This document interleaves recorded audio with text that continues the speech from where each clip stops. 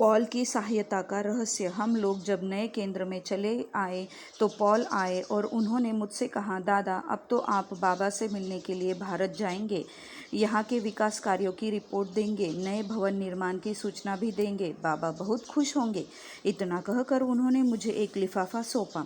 मैंने आपके आने जाने की व्यवस्था कर दिया है। इसमें फ़्लाइट की टिकटें हैं जिसमें आप अपनी मर्ज़ी से जाने और वापस आने की तारीख भरकर एयरपोर्ट के अधिकारियों को सूचित कर सकते हैं।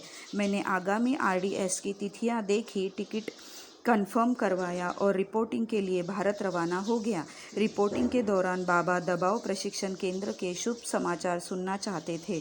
उस समय पूरी दुनिया से सन्यासीगण रिपोर्टिंग के लिए आए थे और सभी अपने क्षेत्र में किए गए कामकाज की शुभ सूचना देने के लिए उत्सुक थे।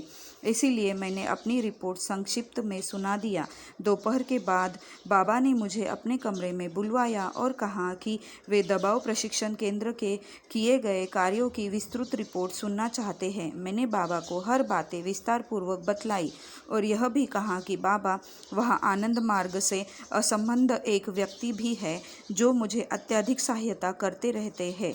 बाबा ने कहा, अच्छा, तुम पॉल मगलन की बात कर रहे हो ना? फिर उन्होंने कहा, मेरा पॉल मगलन कैसा है? जब तुम वहाँ जाओ तो उससे कहना कि वह एक अच्छा बालक है और बाबा उससे बहुत खुश है। फिर बाबा ने उसके लिए एक चंदन की माला दी और कहा कि उससे कहना कि वह इस माला को अपने प्रार्थना कक्ष में रखेगा। बाबा ने जैसा कहा था मैंने वैसा ही किया।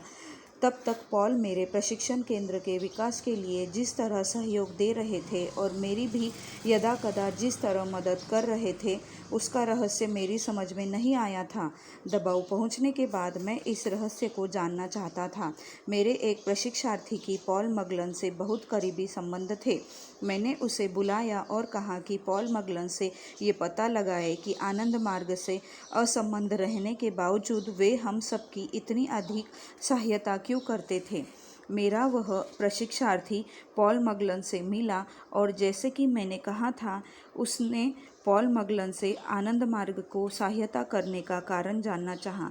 पॉल मगलन पहले तो उसकी बातों को टालते रहे, किंतु बाद में उन्होंने बताया, दादा जब पहली बार मेरे ऑफिस में आए थे तो उनके चेहरे पर अपने गुरु का चेहरा देखा था।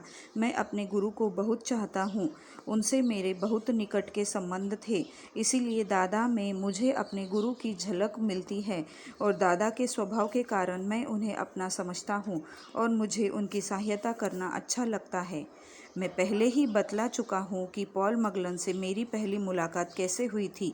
मैं उन दिनों अत्यधिक चिंतित था। प्रशिक्षण केंद्र यूनिवर्सिटी के गेस्ट हाउस में चल रहा था जिसे खाली करने का समय होने वाला था।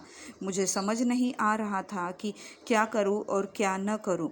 उन्हीं दिनों की बात है, एक दिन मैं पब्लिक जीप में ड्राइवर के बगल में बैठकर शहर की ओर जा रहा था।